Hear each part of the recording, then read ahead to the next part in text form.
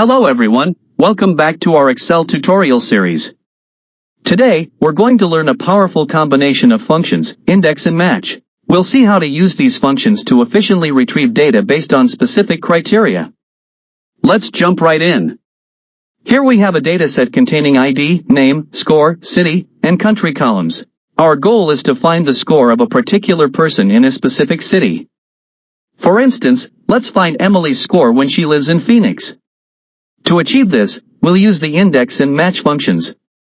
Type the formula. Type equal to type index bracket open select score range press F4 type comma type match bracket open type 1 type comma bracket open select name range press F4 type equal to inverted comma start type Emily inverted comma close bracket close type asterisk bracket start select city range press F4 type equal to inverted comma start type Phoenix inverted comma close bracket close type comma type 0 bracket close close after press enter key for result. There you go.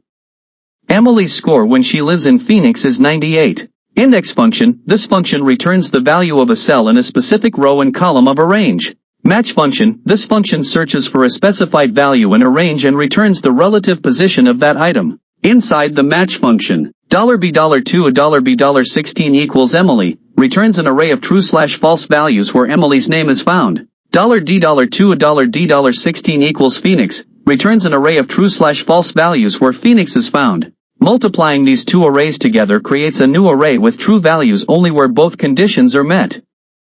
Match 1 then returns the position of the first occurrence of 1 in this array, which corresponds to the row where both conditions are met. Finally, index function retrieves the value from the score column corresponding to the row found by match.